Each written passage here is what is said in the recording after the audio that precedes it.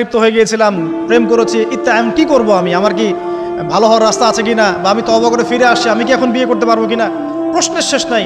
বেশিরভাগ প্রশ্ন এরকমই আসে এখন। আরেকটা বেশি বেশি প্রশ্ন আসে, ভাই উস্তাজ হুজুর আমার স্বামী পরকীয়া আসক্ত, আমাকে দেখে না, এই হয় সে, এইগুলো প্রশ্ন বেশি। পারিবারিক জেনা কেন্দ্রিক যত প্রশ্ন আসে, অন্য কোনো কেন্দ্রিক প্রশ্ন এত আসে।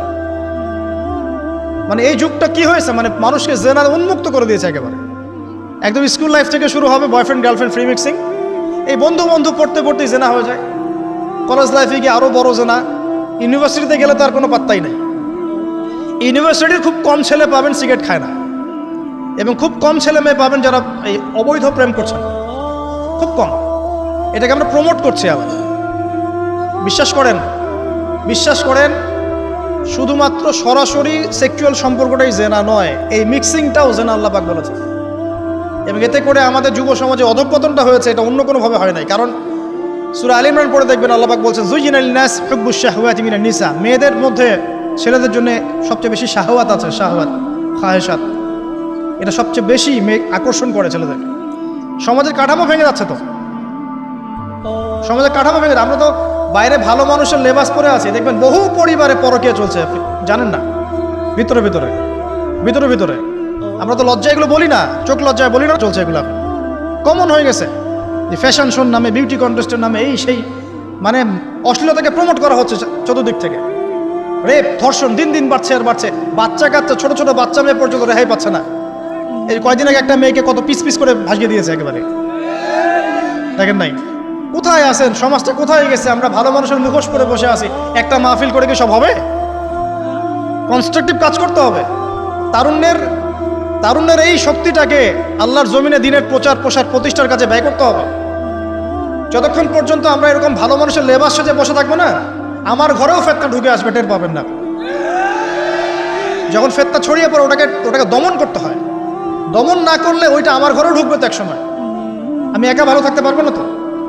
আরে দমন করার ক্ষমতা আল্লাহ পাক যাদেরকে দিয়েছেন তাদের উপর অবশ্য ওয়াজিব হয়ে গেছে এগুলো দমন করা। এখন তাদের উপর একটা ফরজ ওয়াজিব হয়ে গেছে দমন করা এগুলা, নাহলে আল্লাহ পাক কঠিন শাস্তির সম্মুখীন করবেন। একটা হাদিস বলে সামনে যাই, শেষ করে গুটিয়ে নিচ্ছি। নবীজি বলছেন একদিন ঘুম থেকে উঠে চোখ ঘষতে করছে লা ইলাহা ইল্লাল্লাহ, আল্লাহ লা ইলাহা ইল্লাল্লাহ। তার স্ত্রী সামনে যায়নাব বিনতে জাহাশ রাদিয়াল্লাহু আনহা, তিনি বলছেন ইয়া রাসূলুল্লাহ, কি হয়েছে, সমস্যা কি? নবীজি বলছেন ওয়াইলুল লিল আরব, আরবদের জন্য ধ্বংস, মিন শাররি কাদ ইখতারাব, কি ভয়ঙ্কর ফিতনা ধেয়ে আসছে। তখন তার স্ত্রী বলছেন ইয়া রাসূলুল্লাহ আনুহলিকু ওয়া ফিনা সালিহুন, আমাদের মধ্যে সৎ মানুষ ভালো মানুষ থাকা অবস্থাতেও কি আমরা ধ্বংস হয়ে যাব? নবীজি বলছেন বালা, অবশ্যই, নাম, হ্যাঁ অবশ্যই ধ্বংস হবে।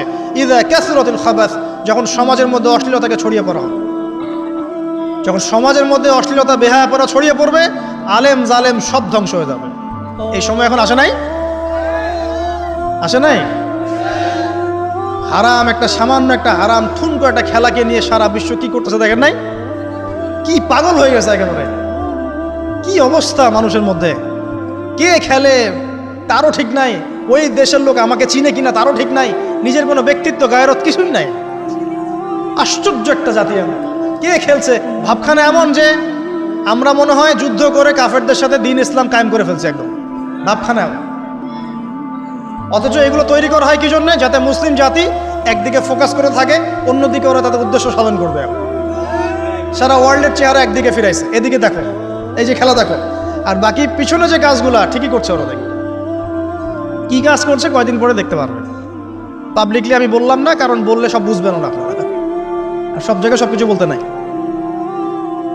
ওদের উদ্দেশ্য ওরা কখনো ভুলে যায় নাই। ওরা চাচ্ছে সারা বিশ্বটাকে শাসন করতে এবং মুসলিমদেরকে দমন করতে, এবং আপনাকে খেলতামাশায় ব্যস্ত রেখেছে। লাচো এখন যুবকদের কোনো হিতাহিত জ্ঞান পর্যন্ত চলে গেছে। এখন হিতাহিত জ্ঞান, তোমাকে এইভাবে চুল কাটতে কে বলছে? এদিকে একদম ছিলে রেখে দিয়েছে, এখানে মাঝখানে উঁচা একটা ময়ূরের মতো রেখে দিয়েছে। মানে এভাবে চুল কাটতে তোমাকে কে বলছে? কে তোমাকে মেসির ফলো করতে বলছে? তোমার জন্য রাসূল সাল্লাল্লাহু আলাইহি ওয়াসাল্লামের বাবরি চুলের সুন্নত নাই? আজীব একটা ব্যাপার। দাড়ি রাখছো, বিরাট কোহলির মতো দাড়ি রাখছো, কেন? রাসূল সাল্লাল্লাহু আলাইহি ওয়াসাল্লামের মতো ছাড়া দাড়ি রাখতে পারো না? আশ্চর্য। আমাদের আদর্শ চিন্তা হবে না? নবী সাল্লাল্লাহু আলাইহি ওয়াসাল্লামের মধ্যে এত সুদর্শন হ্যান্ডসাম